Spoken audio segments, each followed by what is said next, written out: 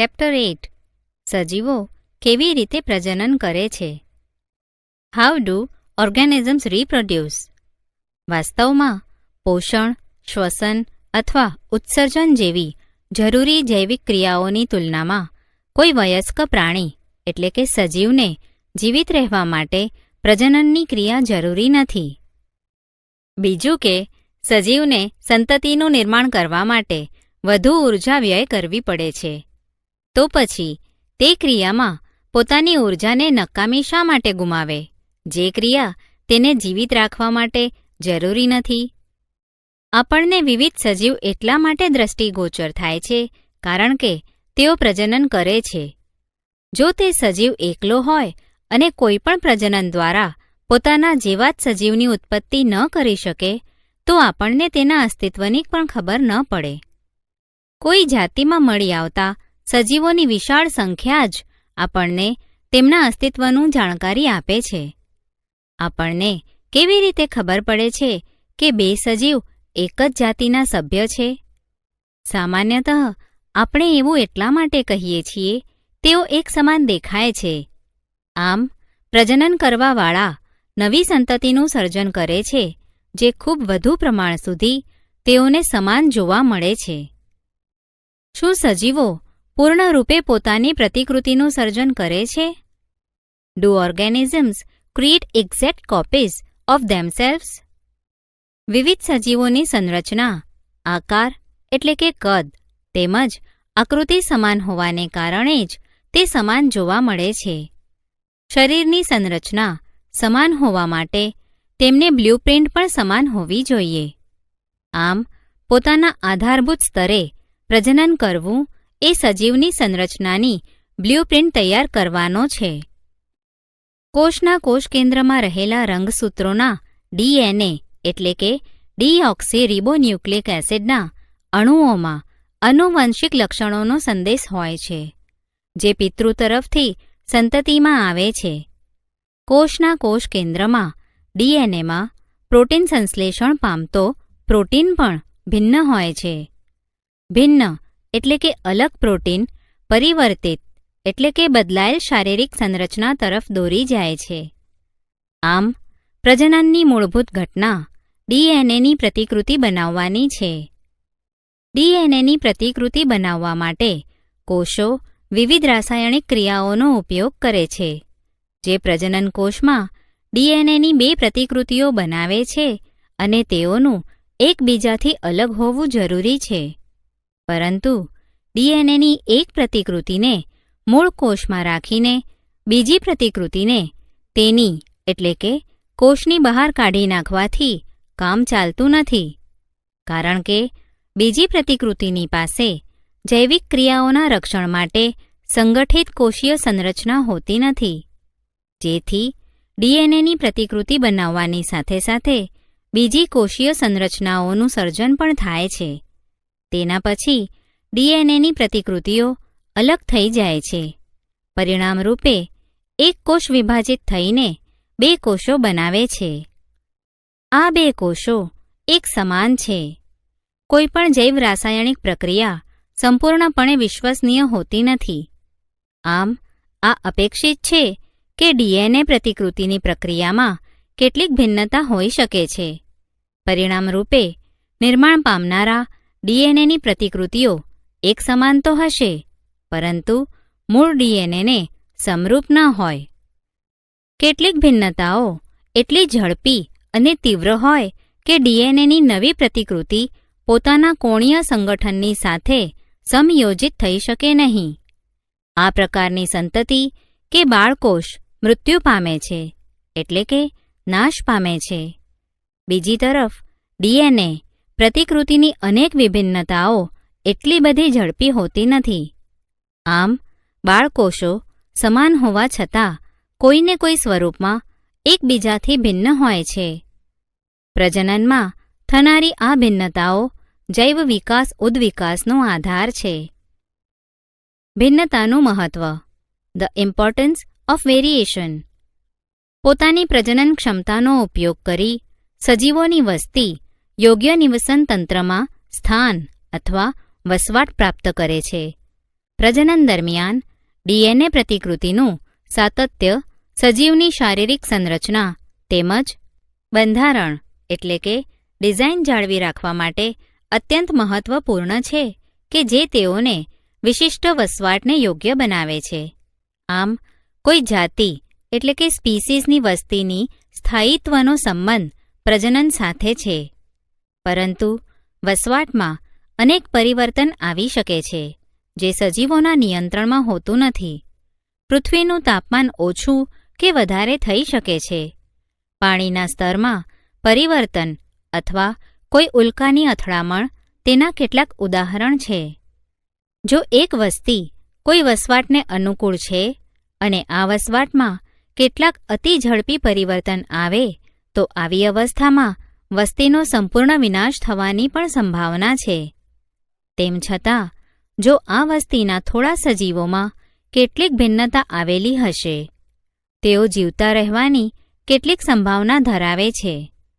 આમ જો શીતોષ્ણ પાણીમાં મળી આવનારા જીવાણુઓની વસ્તી હોય અને વૈશ્વિક ઉષ્મીકરણ એટલે કે ગ્લોબલ વોર્મિંગના કારણે પાણીનું તાપમાન વધી જાય તો મોટાભાગના આ જીવાણુઓ મરી જાય. પરંતુ તાપમાન પ્રતિરોધી ક્ષમતા ધરાવનારા કેટલાક પરાવર્તક જીવાણુઓ જીવિત રહી શકે અને વૃદ્ધિ કરી શકે. આમ ભિન્નતાઓ જાતિની જીવિતતા ઉપયોગી છે. એકલા એટલે કે એક સજીવોમાં પ્રજનનની પદ્ધતિઓ એટલે કે રીતો એટલે કે modes of reproduction used by single organisms.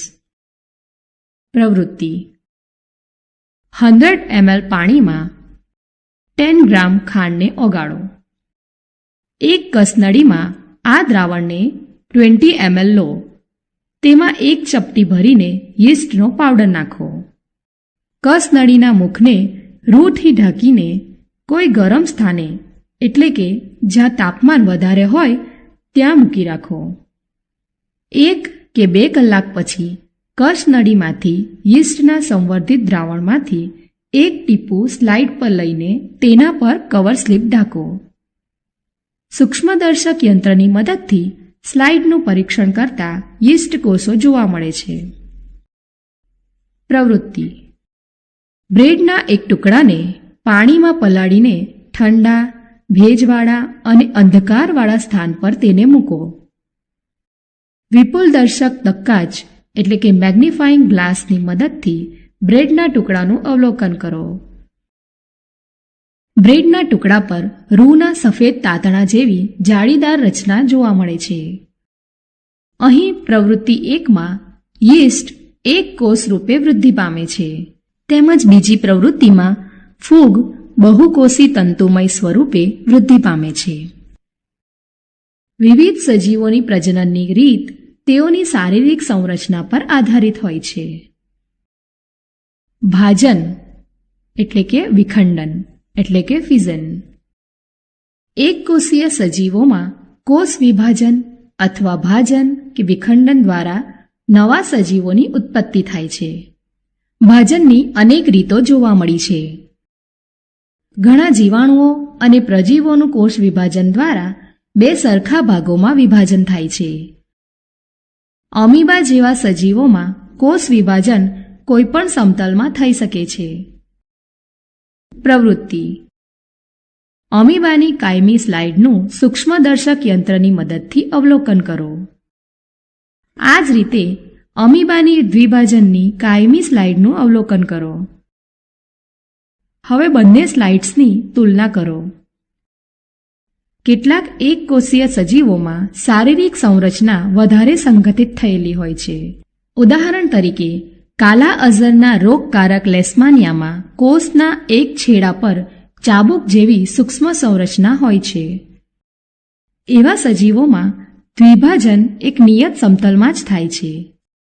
મેલેરિયાના પરોપજીવી પ્લાઝ્મોડિયમ જેવા અન્ય એક કોષીય સજીવ એક સાથે અનેક સંતતિ કે બાળ કોષોમાં વિભાજિત થાય છે, જેને બહુભાજન કહે છે. યીસ્ટના કોષોમાંથી નાની કલિકા ઉપસી આવે છે અને પછી કોષથી અલગ થઈ જાય છે અને સ્વતંત્ર રીતે તે વૃદ્ધિ પામે છે. અવખંડન એટલે કે ફ્રેગમેન્ટેશન. પ્રવૃત્તિ: કોઈ સરોવર અથવા તળાવ જેનું પાણી ઊંડું અને પીળું દેખાય છે અને જેમાં તંતુના જેવી સંરચનાઓ હોય તેમાંથી થોડુંક પાણી એકત્ર કરો. એક સ્લાઇડ પર 1 કે 2 તંતુઓ મૂકો. આ તંતુઓ પર ગ્લિસરીનનું એક ટીપું મૂકી અને કવર સ્લિપ ઢાંકી દો. સૂક્ષ્મદર્શક યંત્રની નીચે સ્લાઇડનું અવલોકન કરો. શું તમે સ્પાઇરોગાયરાના તંતુઓમાં વિવિધ પેશીને ઓળખી શકો છો? ના, કારણ કે સ્પાઇરોગાયરાના તંતુમાં પેશીઓનો અભાવ હોય છે. સરળ સંરચનાવાળા બહુકોષીય સજીવોમાં પ્રજનનની સરળ રીત કાર્ય કરે છે. ઉદાહરણ તરીકે, સ્પાઇરોગાયરા સામાન્યતઃ વિકાસ પામીને નાના નાના ટુકડાઓમાં અવખંડિત થઈ જાય છે. આ ટુકડા અથવા ખંડ વૃદ્ધિ પામીને નવા સજીવમાં વિકાસ પામે છે. આ પ્રકારની આલિંગી પ્રજનનને અવખંડન કહે છે. પરંતુ આ બધા બહુકોષીય સજીવો માટે સાચું નથી.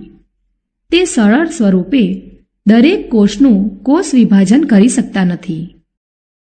તેનું કારણ છે કે મોટાભાગના બહુકોષીય સજીવ વિવિધ કોષોનો સમૂહ માત્ર નથી. વિશેષ કાર્ય માટે વિશિષ્ટ કોષો સંગઠિત થઈને પેશીનું નિર્માણ કરે છે અને પેશી સંગઠિત થઈ અંગ બનાવે છે.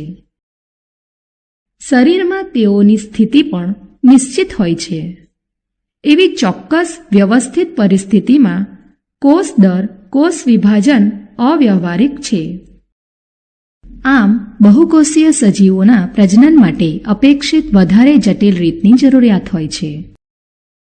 બહુકોષીય સજીવો દ્વારા દર્શાવાતી એક સામાન્ય પદ્ધતિ છે કે વિવિધ પ્રકારના કોષો વિશિષ્ટ કાર્ય માટે કાર્યક્ષમ હોય જે સામાન્ય વ્યવસ્થાનું અનુકરણ કરે છે. આ પ્રકારના સજીવોમાં પ્રજનન માટે વિશિષ્ટ પ્રકારના કોષો હોય છે. સજીવ અનેક પ્રકારના કોષોના બનેલા હોય છે. સજીવમાં કેટલાક એવા કોષો હોવા જોઈએ જેમાં વૃદ્ધિ, ક્રમ, પ્રસરણ અને યોગ્ય પરિસ્થિતિમાં વિશેષ પ્રકારના કોષ નિર્માણની ક્ષમતા હોવી જોઈએ. પુનઃજનન કે પુનર્જનન એટલે કે રીજનરેશન. પૂર્ણ સ્વરૂપે વિભેદિત સજીવોમાં પોતાના વાનસ્પતિક ભાગમાંથી નવા સજીવનું નિર્માણની ક્ષમતા હોય છે. એટલે કે જે કોઈ કારણે સજીવના ખંડોને ટુકડાઓ થઈ જાય છે અથવા કેટલાક ટુકડાઓમાં તૂટી જાય છે તો તેના અનેક ટુકડા વૃદ્ધિ પામીને નવા સજીવમાં વિકાસ પામે છે. ઉદાહરણ તરીકે હાઇડ્રા અને પ્લેનેરિયા જેવા સરળ પ્રાણીઓને જો કેટલાક ટુકડાઓમાં વિભાજિત કરવામાં આવે તો પ્રત્યેક ટુકડા વિકાસ પામીને સંપૂર્ણ સજીવમાં પરિણમે છે. આને પુનર્જનન કે પુનઃજનન એટલે કે પુનર્સર્જન કહેવાય છે. પુનર્જનન વિશિષ્ટ કોષો દ્વારા દર્શાવાય છે. આ કોષોના ક્રમ પ્રસરણથી અનેક કોષો બને છે. કોષોના આ સમૂહથી પરિવર્તન દરમિયાન વિવિધ પ્રકારના કોષો તેમજ પેશી બને છે. આ પરિવર્તન ખૂબ જ વ્યવસ્થિત સ્વરૂપે તેમજ ક્રમથી દર્શાવાય છે, જેને વિકાસ કહે છે. પુનર્જનન અને પ્રજનન સમાન નથી. તેનું કારણ એ છે કે પ્રત્યેક સજીવના કોઈપણ ભાગને કાપીને કે તોડીને સામાન્યતઃ નવો સજીવ ઉત્પન્ન કરી શકાય નહીં. કલિકા સર્જન એટલે કે બર્ડિંગ. હાઇડ્રા જેવા કેટલાક પ્રાણીઓ પુનર્જનનની ક્ષમતાવાળા કોષોનો ઉપયોગ કલિકા સર્જન માટે કરે છે. હાઇડ્રામાં કોષોનું વારંવાર વિભાજન થવાને કારણે એક સ્થાન ઉપસી આવે છે અને તે ભાગ એટલે કે ઉપસેલો વિકાસ પામે છે. આ ઉપસેલો ભાગ એટલે કલિકા, જે વૃદ્ધિ પામીને બાળ સજીવમાં ફેરવાય છે અને પૂર્ણ વિકાસ પામતા પિતૃથી અલગ થઈ સ્વતંત્ર જીવ એટલે કે પ્રાણી બને છે. વનસ્પતિક પ્રજનન એટલે કે વેજીટેટિવ પ્રોપગેશન ઓર વેજીટેટિવ રિપ્રોડક્શન. ઘણી એવી વનસ્પતિઓ છે કે જેઓના કેટલાક ભાગ જેવા કે મૂળ, પ્રકાંડ અને પર્ણો યોગ્ય સાનુકૂળ પરિસ્થિતિઓમાં વિકાસ પામીને નવા છોડને ઉત્પન્ન કરે છે. મોટાભાગના પ્રાણીઓથી વિરુદ્ધ એક છોડ કે વનસ્પતિ તેની ક્ષમતાનો ઉપયોગ પ્રજનનની રીતના સ્વરૂપમાં કરે છે. કલમ, દાબકલમ અને આરોપણ જેવી વાનસ્પતિક પ્રજનનની તકનીકનો ઉપયોગ ખેતીવાડી એટલે કે કૃષિમાં પણ થાય છે. શેરડી, ગુલાબ કે દ્રાક્ષ તેના કેટલાક ઉદાહરણો છે. વાનસ્પતિક પ્રજનન દ્વારા વનસ્પતિઓને ઉગાડવા કે ઉછેરવા માટેનો સમય બીજ દ્વારા ઉગાડેલા છોડની તુલનામાં પુષ્પ તેમજ ફળ ઓછા સમયમાં આવવા લાગે છે. આ પદ્ધતિ કેળા, નારંગી, ગુલાબ તેમજ મોગરા જેવી વનસ્પતિઓને ઉગાડવા માટે ઉપયોગી છે, જેઓ બીજ ઉત્પન્ન કરવાની ક્ષમતા ગુમાવી દે છે. વાનસ્પતિક પ્રજનનનો બીજો લાભ એ પણ છે કે આ પ્રકારે ઉત્પન્ન થયેલી બધી વનસ્પતિઓ આનુવંશિક રીતે પિતૃ વનસ્પતિને સમાન હોય છે. પ્રવૃત્તિ: એક બટાટાને લઈને તેની સપાટીનું અવલોકન કરો. તેના પર કે તેમાં કોઈ ખાડો દેખાય છે? બટાટાને નાના નાના ટુકડાઓમાં કાપો કે જેથી કેટલાક ટુકડાઓમાં આ ખાડાનો ભાગ રહે અને કેટલાકમાં ન રહે. એક ટ્રેમાં રૂની પાતળી સપાટી પાથરી અને તેને ભીની કરો. ખાડાવાળા ટુકડાઓ એટલે કે કલિકા ધરાવતા ટુકડાઓને એક તરફ અને ખાડા વગરના ટુકડાઓને બીજી તરફ રાખો. હવે પછીના કેટલાક દિવસો સુધી આ ટુકડાઓમાં થનારા પરિવર્તનોનું અવલોકન કરો. ધ્યાન રાખો કે ટ્રેમાં રૂની ભીનાશ રહેવી જરૂરી છે. ખાડાવાળા ટુકડાઓમાંથી પ્રરોહ અને મૂળનો વિકાસ થઈ રહ્યો છે. આ જ રીતે પાનકુટી એટલે કે પર્ણકુટી બાયોફિલ્મના પર્ણોની પર્ણકિનારી પર પણ કેટલીક કલિકાઓ વિકાસ પામે છે અને ભૂમિ પર પડી જાય છે અને નવા છોડનો વિકાસ દર્શાવે છે. પ્રવૃત્તિ: એક અરુણી વેલ એટલે કે મની પ્લાન્ટ કે પોથોસ પ્લાન્ટનો છોડ લો. તે છોડને કેટલાક ટુકડાઓમાં વિભાજિત કરો કે જેથી પ્રત્યેક ટુકડામાં ઓછામાં ઓછું એક પર્ણ નિશ્ચિત રૂપે હોય. બે પર્ણોની વચ્ચેવાળા ભાગના કેટલાક ટુકડા કરી એકઠા કરો. બધા ટુકડાઓને એક છેડેથી પાણીમાં ડુબાડીને રાખો અને હવે પછીના કેટલાક દિવસો સુધી તે ટુકડાઓનું અવલોકન કરો. અવલોકન: જે ટુકડાઓ ગાંઠ સ્થાને એક પર્ણ ધરાવતા હતા તે ટુકડાઓ વૃદ્ધિ પામી તાજા પર્ણોનો વિકાસ દર્શાવે છે, જેના પરથી તારણ મળે છે કે અડુની વેલમાં પ્રકાંડ દ્વારા વાનસ્પતિક પ્રજનન માટે ગાંઠ આવશ્યક છે. બીજાણુ નિર્માણ એટલે કે સ્પોર ફોર્મેશન. અનેક સરળ બહુકોષીય સજીવોમાં પણ વિશિષ્ટ પ્રજનન સંરચનાઓ જોવા મળે છે. અહીં બ્રેડ પર તંતુ જેવી કેટલીક સંરચનાઓ વિકાસ પામેલી હતી. આ રાઇઝોપસ ફૂગની જાળીરૂપ રચના હતી.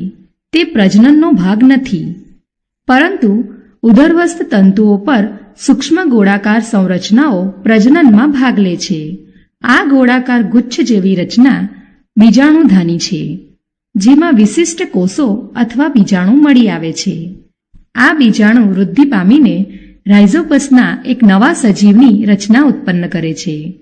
બીજાણુની ચારેય તરફ એક જાડી દિવાલ હોય છે, જે પ્રતિકૂળ પરિસ્થિતિઓમાં તેઓનું રક્ષણ કરે છે. ભેજયુક્ત સપાટીના સંપર્કમાં આવતાની સાથે જ તે વૃદ્ધિ પામવાની શરૂઆત કરી લે છે અથવા વૃદ્ધિ પામે છે. અત્યાર સુધી પ્રજનનની જે પદ્ધતિઓ કે રીતોની આપણે ચર્ચા કરી તે બધા પદ્ધતિઓમાં સંતતિનું સર્જન માત્ર એક જ સજીવ દ્વારા થાય છે અને અલિંગી પ્રજનન કહે છે. લિંગી પ્રજનન એટલે કે સેક્સ્યુઅલ રિપ્રોડક્શન. આપણે પ્રજનનની એ પદ્ધતિથી પણ પરિચિત છીએ કે જેમાં સંતતિ ઉત્પન્ન કરવાના હેતુએ બે વ્યક્તિઓની ભાગીદારી હોય છે. ન તો આખલો વાછરડાને જન્મ આપી શકે છે અને ન તો એકલી મરઘીથી નવા મરઘાના બચ્ચાની ઉત્પત્તિ થઈ શકે છે. આવા સજીવોને નવી સંતતિ ઉત્પન્ન કરવા માટે નર તેમજ માદા બંને લિંગોની જરૂરિયાત હોય છે. લિંગી પ્રજનનની રીત કે પદ્ધતિ: એક પિતૃકોષમાંથી બે બાળકોષોના નિર્માણમાં ડીએનએની પ્રતિકૃતિ થવી કે સર્જાવી તેમજ કોષીય સંગઠન બંને જરૂરી છે. જેમ કે આપણે જાણ્યું છે કે ડીએનએ પ્રતિકૃતિની તકનીક સંપૂર્ણ રીતે યથાર્થ નથી. પરિણામી એટલે કે ઉદ્ભવતી ત્રુટીઓ કે ખામીઓ સજીવની વસ્તીમાં ભિન્નતાનો સ્ત્રોત છે. પ્રત્યેક સજીવ વ્યક્તિગત રીતે ભિન્નતાઓ સામે સંરક્ષિત હોઈ શકે નહીં, પરંતુ વસ્તીમાં જોવા મળતી ભિન્નતાઓ તે જાતિના અસ્તિત્વને એટલે કે જીવ સાતત્યને જાળવી રાખવામાં મદદરૂપ થાય છે. આમ સજીવોમાં પ્રજનનની કોઈ એવી પદ્ધતિ કે રીત વધારે સાર્થક હોવી જોઈએ જેમાં વધારે ભિન્નતા ઉત્પન્ન થઈ શકે છે. જો ડીએનએ પ્રતિકૃતિની ક્રિયા સંપૂર્ણપણે યથાર્થ નથી, તો તે ચોક્કસ છે કે તેમાં ભિન્નતા અત્યંત ધીમી રીતે ઉત્પન્ન થાય. જો ડીએનએ પ્રતિકૃતિની ક્રિયાવિધિ ઓછી ચોકસાઈવાળી છે, તો નિર્માણ પામનાર ડીએનએ પ્રતિકૃતિઓ કોષીય સંરચનાની સાથે તાલમેલ કે કાર્ય કરવાની ક્ષમતા જાળવી શકતા નથી અને કોષનું મૃત્યુ થાય છે. પ્રત્યેક ડીએનએ પ્રતિકૃતિમાં નવી ભિન્નતાની સાથે સાથે પૂર્વવત પેઢીઓની ભિન્નતાઓ પણ સંગૃહિત થાય છે. આમ વસ્તીના બે સજીવોમાં સંગૃહિત ભિન્નતાઓની ભાત કે રીત એટલે કે પેટર્ન પણ ઘણી ભિન્ન હોય છે, કારણ કે આ બધી ભિન્નતાઓ જીવિત વ્યક્તિ કે સજીવમાં જોવા મળે છે. આમ તે સુનિશ્ચિત છે કે આ ભિન્નતાઓ હાનિકારક નથી.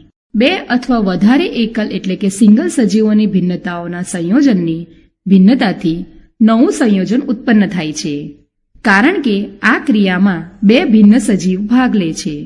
આમ પ્રત્યેક સંયોજન પોતાની જાતે અલગ હોય છે. લિંગી પ્રજનનમાં બે ભિન્ન સજીવોમાંથી મેળવેલ ડીએનએનું સંયોજન થાય છે, પરંતુ તેને લીધે વધુ મુશ્કેલી ઉત્પન્ન થાય છે. જો દરેક નવી પેઢીએ પૂર્વ અસ્તિત્વ ધરાવતા બે વ્યક્તિગત સજીવોના ડીએનએના સંકલનની પ્રતિકૃતિ બનવાની હોય, તો દરેક સંતતિ પાસે પિતૃ પેઢી કરતાં બમણા ડીએનએ થઈ જાય. આમાં ડીએનએ દ્વારા કોષ સંગઠન પરથી નિયંત્રણ દૂર થવાની સંભાવના વધુ છે. આ સિવાય જો પ્રત્યેક પેઢીમાં ડીએનએની માત્રા કોઈ અન્ય વસ્તુ માટે કોઈ સ્થાન વધતું નથી. જેમ જેમ સજીવોની જટિલતા વધતી ગઈ છે, તેમ તેમ પેશીઓની વિશિષ્ટતાઓ પણ વધી છે. ઉપરયુક્ત સમસ્યાનો ઉકેલ સજીવોએ એવી રીતે શોધી કાઢ્યો છે કે જેમાં સજીવની વાનસ્પતિક કે દૈહિક કોષોની તુલનામાં રંગસૂત્રોની સંખ્યા અડધી થઈ જાય છે અને ડીએનએની માત્રા પણ અડધી હોય છે. કોષ વિભાજનની અર્ધીકરણ નામની ક્રિયા વડે આ શક્ય બને છે.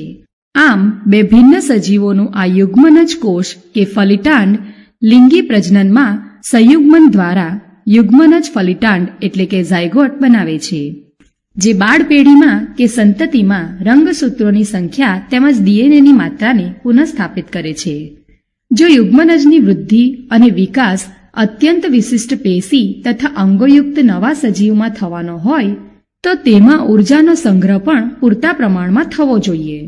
અત્યંત સરળ સંરચનાવાળા સજીવોમાં સામાન્ય રીતે બે પ્રજનન કોષો એટલે કે યુગ્મકોના આકાર તેમજ કદમાં વિશેષ ભેદ હોતો નથી, અથવા તેઓ સમાન આકારના પણ હોઈ શકે છે. પરંતુ જેવી શારીરિક રચના વધારે જટિલ બને છે, પ્રજનન કોષો પણ વિશિષ્ટતા પ્રાપ્ત કરે છે. એક પ્રજનન કોષ તુલનાત્મક રીતે મોટો હોય છે, તેમજ તેમાં ખોરાક પૂરતા પ્રમાણમાં સંચય પણ પામે છે, જ્યારે બીજો પ્રજનન કોષ પહેલા પ્રજનન કોષની તુલનામાં નાનો તેમજ વધારે પ્રચલનશીલ હોય છે.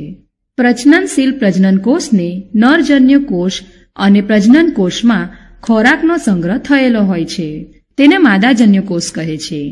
આ બે અલગ પ્રકારના જન્યુઓના નિર્માણથી નર અને માદા જનનાંગોમાં અલગતા ઉત્પન્ન કરે છે અને કેટલાક કિસ્સાઓમાં નર અને માદાના શરીરમાં પણ ફેરફાર ઉત્પન્ન કરે છે. સપુષ્પી વનસ્પતિઓમાં લિંગી પ્રજનન એટલે કે sexual reproduction in flowering plants. આવૃત બીજધારીઓ એટલે કે એન્જિયોસ્પર્મના પ્રજનાંગો પુષ્પના સ્વરૂપે હોય છે. પુષ્પના વિવિધ ભાગો હોય છે: વજ્રપત્રો, દલપત્રો, પુંકેસર તેમજ સ્ત્રીકેસર. પુંકેસર તેમજ સ્ત્રીકેસર પુષ્પના પ્રજનન ભાગ કે અંગો છે, જેમાં પ્રજનન કોષો હોય છે.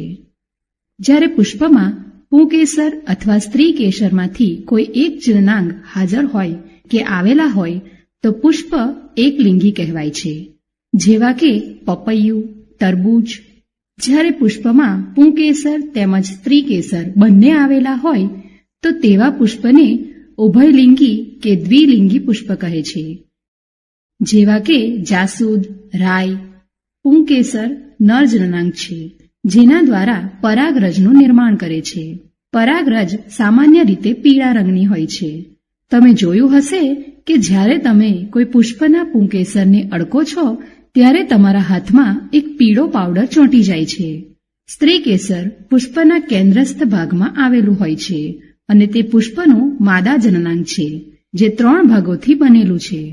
આધાર કે તલીય પ્રદેશે ફૂલેલો ભાગ અંડાશય એટલે કે બીજાશય, મધ્યમાં લાંબી નલિકા જેવી રચના પરાગવાહિની અને અગ્રભાગે આવેલી રચના પરાગાસન હોય છે. પરાગાસન સામાન્ય રીતે ચીકણું કે સ્નિગ્ધ હોય છે. અંડાશયમાં અંડક કે બીજાંડ હોય છે અને પ્રત્યેક અંડક કે બીજાંડમાં એક અંડકોષ હોય છે. પરાગરજ દ્વારા ઉત્પન્ન થયેલા નરજન્યુ કે પુંજન્યુ અંડાશયના અંડકોષ એટલે કે માદાજન્યુની સાથે સંયુગ્મન પામે છે.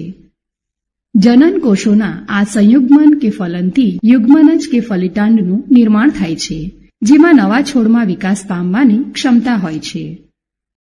આમ પરાગરજને પુંકેસરમાંથી પરાગાસન સુધી સ્થળાંતરણ થવાની જરૂરિયાત હોય છે. જો પરાગરજનું આ સ્થળાંતરણ તે પુષ્પના પરાગાસન પર જ થાય તો તેને સ્વપરાગનયન કહે છે. પરંતુ એક પુષ્પની પરાગરજ બીજા પુષ્પ પર સ્થળાંતરિત થાય તો તેને પરપરાગનયન કહે છે. એક પુષ્પથી બીજા પુષ્પ સુધી પરાગરજનું આ સ્થળાંતરણ હવા, પાણી કે પ્રાણી જેવા વાહકો દ્વારા થાય છે. પરાગરજનું યોગ્ય પરાગાસન પર પહોંચવા ઉપરાંત નરજન્યુ કે પુંજન્યુને અંડાશયમાં આવેલા માદાજન્યુ કોષ એટલે કે અંડકોષ સુધી પહોંચવું જરૂરી હોય છે.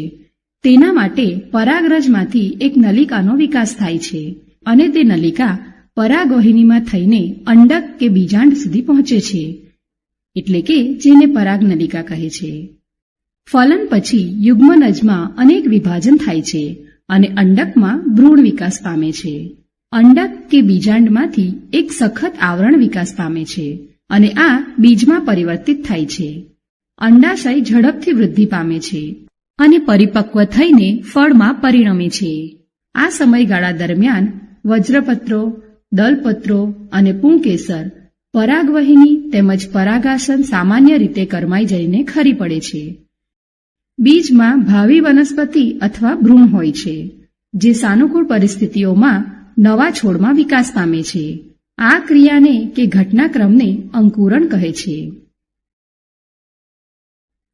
પ્રવૃત્તિ: ચણાના કેટલાક બીજને એક રાત સુધી પાણીમાં પલાળો. વધારાનું પાણી ધોળી દો અને પલાળેલા બીજને એક ભીના કપડાથી ઢાંકી 1 દિવસ માટે મૂકી રાખો. ધ્યાન રાખવું કે બીજ કે કપડું સુકાવા ન જોઈએ. બીજને સાવચેતીથી ખોલી અવલોકન કરતા તેમાં ભ્રૂણમૂળ, પ્રાંકુણ એટલે કે ભ્રૂણાંગ અને બીજપત્રો જેવા ભાગો જોવા મળે છે. માનવમાં લિંગી પ્રજનન એટલે કે સેક્સ્યુઅલ રિપ્રોડક્શન ઇન હ્યુમન બીઇંગ્સ. હવે આપણે તે જાતિના વિષયમાં જાણીએ જેમાં આપણી સૌથી વધારે રુચિ છે. તે જાતિ માનવ છે. માનવમાં લિંગી પ્રજનન થાય છે. આપણે બધા જાણીએ છીએ કે ઉંમરની સાથે સાથે આપણા શરીરમાં કેટલાક પરિવર્તન આવે છે. ધોરણ 2 થી 10 સુધી પહોંચતા પહોંચતા આપણી લંબાઈ તેમજ વજનમાં વધારો થાય છે. આપણા દાંત પડી જાય છે, જેને દુધિયા દાંત કહે છે, અને નવા દાંત ઉગે છે. આ બધા પરિવર્તનોને એક સામાન્ય ક્રિયાનો વૃદ્ધિક્રમમાં સામૂહિક સમાવેશ કરાય છે, જેમાં શારીરિક વૃદ્ધિ થાય છે. પરંતુ મુગ્ધાવસ્થા કે કિશોરાવસ્થાના પ્રારંભિક વર્ષોમાં કેટલાક એવા પરિવર્તન થાય છે જેને માત્ર શારીરિક વૃદ્ધિ કહી શકાય નહીં. જ્યારે શારીરિક સૌષ્ઠવ બદલાઈ જાય છે, શારીરિક ગુણોત્તર બદલાઈ જાય છે, નવા લક્ષણ આવે છે અને સંવેદનમાં પણ પરિવર્તન આવે છે. આમાંથી કેટલાક પરિવર્તન છોકરા તેમજ છોકરીઓમાં એક સમાન હોય છે. આપણે જોઈ શકીએ છીએ કે શરીરના કેટલાક ભાગો જેવા કે બગલ તેમજ જાંઘોના મધ્ય જનનાંગીય વિસ્તારમાં વાળ ઉગે છે અને તેનો રંગ પણ ઘેરો હોય છે. પણ હાથ તેમજ ચહેરા પર નાના નાના રોમ ઉગે છે. ત્વચા સામાન્ય રીતે તૈલી કે તેલયુક્ત બને છે અને ક્યારેક ખીલ પણ ઉદ્ભવે છે. આપણે પોતાની તેમજ બીજાના પ્રત્યે વધારે સજાગ બનીએ છીએ. બીજી તરફ કેટલાક એવા પણ પરિવર્તન થાય છે જે છોકરા તેમજ છોકરીઓમાં ભિન્ન હોય છે. છોકરીઓમાં સ્તનના આકાર એટલે કે કદમાં વધારો થાય છે અને સ્તનાગ્રની ત્વચાનો રંગ પણ ઘેરો બને છે. આ સમયે છોકરીઓમાં રજોસ્ત્રાવ થવા લાગે છે. છોકરાના ચહેરા પર દાઢી મૂછ ઉગી આવે છે અને તેમનો અવાજ કર્કશ ને જાડો બને છે. દીવા સ્વપ્ન અથવા રાત્રિમાં શિશ્ન પણ સામાન્ય રીતે કદમાં વધે અને ટટ્ટાર બને છે. આ બધા પરિવર્તન મહિનાઓ તેમજ વર્ષોની અવધિમાં મંદ ગતિએ થાય છે. આ પરિવર્તન બધા વ્યક્તિઓમાં એક જ સમય અથવા એક નિશ્ચિત ઉંમરમાં થતું નથી. કેટલીક વ્યક્તિઓમાં આ પરિવર્તન નાની ઉંમરમાં તેમજ ઝડપથી થાય છે, જ્યારે અન્યમાં અત્યંત મંદ ગતિથી પણ થઈ શકે છે. પ્રત્યેક પરિવર્તન તીવ્રતાથી પૂર્ણ પણ થતા નથી. ઉદાહરણ તરીકે છોકરાઓના ચહેરા પર આછા જાડા વાળ ઉગતા જોવા મળે છે અને ધીરે ધીરે આ વૃદ્ધિ એક જેવી થાય છે. પછી આ બધા પરિવર્તનોમાં પણ વિવિધ વ્યક્તિઓની વચ્ચે વિવિધતા પ્રદર્શિત થાય છે. જેમ કે આપણા નાક નકશા અલગ અલગ હોય છે. આ પ્રકારે વાળની વૃદ્ધિની રીત એટલે કે પેટર્ન સ્તન તથા શિશ્નના કદ તેમજ આકાર પણ ભિન્ન હોય છે. આ બધા પરિવર્તન શરીરની લૈંગિક પરિપક્વતાને લીધે થાય છે. આપણે બહુકોષીય સજીવોમાં વિશિષ્ટ કાર્યોનું સંપાદન કરવા માટે વિશિષ્ટ પ્રકારના કોષોની આવશ્યકતાની વાત કરી ગયા છીએ. લિંગી પ્રજનનમાં ભાગ લેવા માટે પ્રજનન કોષોનું ઉત્પાદન એ પણ એક વિશિષ્ટ કાર્ય છે અને આપણે જોઈ ગયા છીએ કે વનસ્પતિઓમાં પણ આ હેતુ માટે વિશેષ પ્રકારના કોષો તેમજ પેશી વિકાસ પામે છે. જ્યારે વ્યક્તિગત રીતે કોઈ સજીવના શરીરનો પુખ્તાવસ્થામાં વિકાસ થાય ત્યારે આ વિકાસને પ્રાપ્ત કરવા માટે શરીરના સ્ત્રોતોને એ તરફ દોરવામાં આવે છે. આ દરમિયાન પ્રજનન પેશીનો પુખ્ત થવાની ક્રિયાને પ્રાથમિકતા આપવામાં આવે છે. માટે શરીરનો સામાન્ય વિકાસ ધીમો થાય છે અને પ્રજનન પેશી પુખ્ત થવાની શરૂઆત થાય છે. કિશોરાવસ્થા કે મુગ્ધાવસ્થાના સમયગાળાને યૌવનારંભ એટલે કે પુબર્ટી કહે છે. લિંગી પ્રજનન પ્રણાલીનો અર્થ છે કે બે ભિન્ન વ્યક્તિઓના પ્રજનન કોષોનું પરસ્પર સંયુગ્મન. આ જનન કોષો કે પ્રજનન કોષો શરીરની બહારની તરફ ત્યાગ પામે, જેમ કે સપુષ્પી વનસ્પતિઓમાં થાય છે, અથવા બે સજીવોના પરસ્પર સંબંધ દ્વારા જનન કોષોનું આંતરિક સ્થળાંતરણ પણ થઈ શકે છે, જેમ કે અનેક પ્રાણીઓમાં થાય છે. જો પ્રાણીઓ સમાગમની ક્રિયામાં ભાગ લેવાનો હોય તો તે જરૂરી છે કે અન્ય સજીવને તેની લૈંગિક પરિપક્વતાની જાણ હોય. યૌવનારંભની અવધિમાં અનેક પરિવર્તન જેવા કે વાળ ઉગવાની નવી વાત સંકેત છે કે લૈંગિક પરિપક્વતા આવી રહી છે. બીજી તરફ બે વ્યક્તિઓની વચ્ચે પ્રજનન કોષોના વાસ્તવિક સ્થળાંતરણ માટેની વિશિષ્ટ અંગ સંરચનાની જરૂરિયાત હોય છે. ઉદાહરણ તરીકે શિશ્ન કે જેનું ઉત્થાન ઉદરવસ્થ થવાની ક્ષમતા માનવ જેવા સસ્તનમાં શિશુ કે બાળક માતાના શરીરમાં લાંબી અવધિ સુધી ગર્ભસ્થ રહે છે અને જન્મ પછી સ્તનપાન કરે છે. આ બધી પરિસ્થિતિઓ માટે માદામાં જનનાંગો તેમજ સ્તનનું પરિપક્વ થવા જરૂરી છે. નર પ્રજનન તંત્ર કે પુરુષનું પ્રજનન તંત્ર એટલે કે મેલ રિપ્રોડક્ટિવ સિસ્ટમ. પ્રજનન કોષ ઉત્પાદિત કરનારા અંગ તેમજ જનન કોષોનું ફલનના સ્થાન સુધી પહોંચાડવાવાળા અંગ સંયુક્ત સ્વરૂપે નર પ્રજનન તંત્ર બનાવે છે. નર પ્રજનન કોષ અથવા શુક્રકોષનું નિર્માણ શુક્રપિંડ એટલે કે વૃષણમાં થાય છે. આ ઉદર ગુહાની બહાર વૃષણ કોથળીમાં આવેલા હોય છે. તેનું કારણ એ છે કે શુક્રકોષના ઉત્પાદન માટે જરૂરી તાપમાન શરીરના તાપમાનથી ઓછું હોય છે. શુક્રકોષ ઉત્પાદનનું નિયંત્રણ સિવાય ટેસ્ટોસ્ટેરોન છોકરાઓમાં યુવાવસ્થાના લક્ષણોનું પણ નિયંત્રણ કરે છે. ઉત્પાદિત શુક્રકોષોનો ત્યાગ શુક્રવાહિકાઓ દ્વારા થાય છે. આ શુક્રવાહિકાઓ મૂત્રાશયથી આવનારી નળીની સાથે જોડાઈને એક સંયુક્ત નળી બનાવે છે. આમ મૂત્રમાર્ગ એટલે કે યુરેથ્રા શુક્રકોષો તેમજ મૂત્ર બંનેના વહનનો સામાન્ય માર્ગ દર્શાવે છે. પ્રોસ્ટેટ અને શુક્રાશય પોતાનો સ્ત્રાવ શુક્રવાહિકામાં ઠાલવે છે, જેથી શુક્રકોષ એક પ્રવાહી માધ્યમમાં આવે છે. તેના કારણે તેનું એટલે કે શુક્રકોષનું સ્થળાંતરણ સરળતાથી થાય છે. તેની સાથે આ સ્ત્રાવ શુક્રકોષોને પોષણ પણ આપે છે. શુક્રકોષોએ સૂક્ષ્મ સંરચનાઓ છે જેમાં મુખ્યત્વે આનુવંશિક પદાર્થ હોય છે અને એક લાંબી પૂંછડી હોય છે જે તેને માદા પ્રજનન કોષની તરફ તરવામાં મદદરૂપ થાય છે. માદા પ્રજનન તંત્ર એટલે કે સ્ત્રીનું પ્રજનન તંત્ર, ફિમેલ રિપ્રોડક્ટિવ સિસ્ટમ. માદા પ્રજનન કોષો અથવા અંડકોષનું નિર્માણ અંડાશયમાં થાય છે. તે કેટલાક અંતઃસ્ત્રાવ પણ ઉત્પન્ન કરે છે. છોકરીના જન્મના સમયથી જ અંડાશયમાં હજારો અપરિપક્વ અંડપુટિકાઓ હોય છે. યૌવનારંભમાં તેમાંથી કેટલાક પરિપક્વ અંડકોષો પરિપક્વ થવા માંડે છે. બેમાંથી એક અંડપિંડ દર મહિને એક અંડકોષ ઉત્પન્ન કરે છે. પાતળી અંડવાહિની અથવા ફેલોપિયન નલિકા દ્વારા અંડકોષ ગર્ભાશય સુધી જાય છે. બંને અંડવાહિનીઓ સંયુક્ત બનીને એક નાજુક, સ્થિતિસ્થાપક, નાસપતિના આકાર જેવી સંરચનાનું નિર્માણ કરે છે, જેને ગર્ભાશય કહે છે. ગર્ભાશય ગ્રીવા દ્વારા યોનિમાં ખુલે છે. મૈથુન એટલે કે સંવનન જાતીય સમાગમના સમયે શુક્રકોષ યોનિ માર્ગમાં દાખલ થાય છે, જ્યાંથી ઉપરની તરફ વહન પામીને અંડવાહિની સુધી પહોંચે છે, જ્યાં અંડકોષની સાથે શુક્રકોષનું સંમિલન થાય. ફલિત અંડકોષનું વિભાજન થવાની શરૂઆત થાય છે અને તે એક કોષોના જથ્થામાં એટલે કે ગર્ભમાં ફેરવાય છે. આ ગર્ભનું સ્થાપન ગર્ભાશયની દિવાલ પર થાય છે, જ્યાં તેનો વિકાસ ચાલુ રહે છે અને તે અંગોનું નિર્માણ કરીને ભ્રૂણ બને છે. માતાના શરીરની સંરચના બાળકના વિકાસને આધાર આપી શકે તેમ થયેલી હોય છે. આમ દરેક મહિને ગર્ભાશય ગર્ભને ધારણ કરવા તેમજ ગર્ભના પોષણ માટે પોતાને તૈયાર કરે છે. આથી ગર્ભાશયનું અંતઃ આવરણ એટલે કે એન્ડોમેટ્રિયમ વધુ જાડું બને છે તથા વિકસતા ગર્ભના પોષણ માટે તેને રુધિર પ્રવાહ પૂરો પાડવામાં આવે છે. ભ્રૂણને માતાના રુધિરમાંથી જ પોષણ મળે છે. તેના માટે એક વિશેષ સંરચના હોય છે, જેને જરાયુ એટલે કે પ્લેસેન્ટા કહે છે.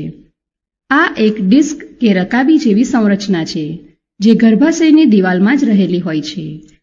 તેમાં ભ્રૂણની તરફની પેશીમાં પ્રવર્ધ હોય છે.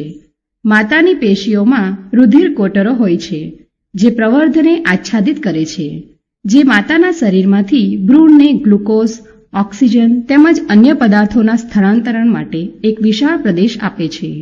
વિકાસશીલ ભ્રૂણ દ્વારા ઉત્સર્ગ પદાર્થો ઉત્પન્ન થાય છે, જેનો નિકાલ જરાયુના માધ્યમથી માતાના રુધિરમાં સ્થળાંતરણ દ્વારા થાય છે. માતાના શરીરમાં ગર્ભને વિકસિત થવા માટે લગભગ 9 મહિના લાગે છે. ગર્ભાશયની પેશીઓના લયબદ્ધ સંકોચનથી બાળક કે નવજાત શિશુનો જન્મ થાય છે. જ્યારે અંડકોષનું ફલન થતું નથી તો શું થાય છે? એટલે કે what happens when the egg is not fertilised. જો અંડકોષનું ફલન થતું જ નથી તો તે લગભગ 1 દિવસ સુધી જીવિત રહી શકે છે.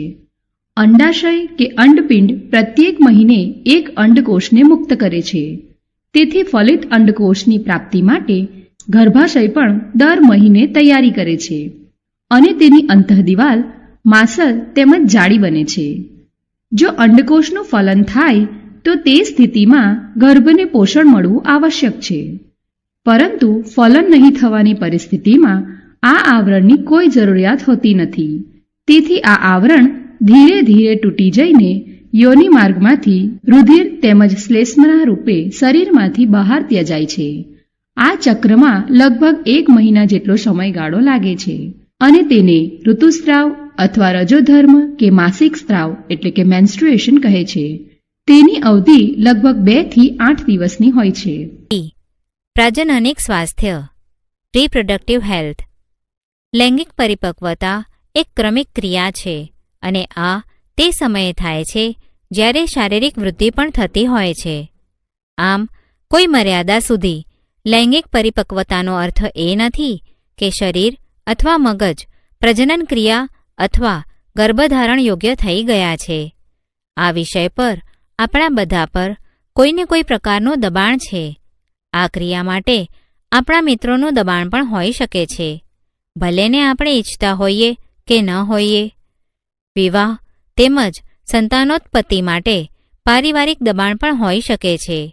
એવી અવસ્થામાં કોઈ નિર્ણય લેવો ઘણો મુશ્કેલી ભરેલ હોય છે.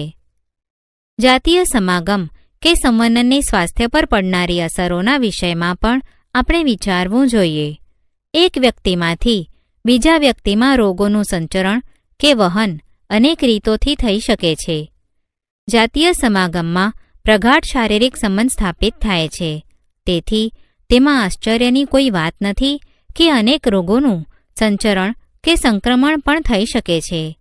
તેમાં જીવાણુજન્ય એટલે કે બેક્ટેરિયાજન્ય રોગ જેવા કે ગોનોરિયા અને સિફિલિસ તેમજ વાયરસ દ્વારા સંક્રમણ પામતા રોગો જેવા કે મસા એટલે કે વોટ, ઉપસી આવેલા મોટા તલ જે ચામડી પર ઉદ્ભવે અને HIV એઇડ્સનો સમાવેશ થાય છે. લૈંગિક ક્રિયાઓ દરમિયાન આ રોગોના સંચરણ કે સંક્રમણને અટકાવવું સંભવ છે. શિશ્ન માટેનું આવરણ અથવા નિરોધ એટલે કે કોન્ડોમના ઉપયોગથી આમાંથી અનેક રોગોને પ્રસરતા કેટલીક હદ સુધી અવરોધવા સંભવ છે. જાતીય સમાગમ કે લૈંગિક ક્રિયા દ્વારા ગર્ભધારણની સંભાવના હંમેશા રહે છે. ગર્ભધારણની અવસ્થામાં સ્ત્રીના શરીર તેમજ ભાવનાઓની માંગ તેમજ જરૂરિયાત વધી જાય છે. તેમજ સ્ત્રી તેના માટે તૈયાર નથી તો આ ઘટનાથી તેના સ્વાસ્થ્ય પર વિપરીત અસર પડે છે. તેથી ગર્ભધારણ રોકવા માટેની અનેક રીતોની શોધ થયેલી છે. આ ગર્ભવિરોધી ઉપચારો અનેક પ્રકારના હોય છે. એક રીત કે પદ્ધતિ યાંત્રિક અવરોધની છે, જેમાં શુક્રકોષને અંડકોષ સુધી પહોંચવા દેવામાં આવતો નથી. શિશ્નને ઢાંકનારા નિરોધ અથવા યોનિમાં રાખી શકાય તેવા અનેક સાધનોનો ઉપયોગ કરી શકાય છે. બીજી રીત કે પદ્ધતિમાં અંતઃસ્ત્રાવોના સંતુલનમાં પરિવર્તનનું છે, જેમાં અંડપતનની ક્રિયા થતી નથી, તેથી ફલન થઈ શકતું નથી. આ દવાઓ સામાન્ય રીતે ગોળીના રૂપમાં લેવાય છે, પરંતુ આ દવાઓ અંતઃસ્ત્રાવોના સંતુલિતને પરિવર્તિત કરે છે, જેથી તેની કેટલીક વિપરીત અસર પણ થઈ શકે છે. ગર્ભધારણને રોકવા માટે કેટલીક અન્ય રીતો કે પદ્ધતિઓ છે, જેવી કે આંકડી એટલે કે લૂપ, કોપરટી ને ગર્ભાશયમાં સ્થાપિત કરીને પણ કરી શકાય છે, પરંતુ આ રીતમાં ગર્ભાશયના ઉત્તેજનથી પણ કેટલીક વિપરીત અસર થઈ શકે છે. પુરુષની શુક્રવાહિનીઓને અવરોધીને શુક્રકોષોનું સ્થળાંતરણ અટકાવવામાં આવે છે.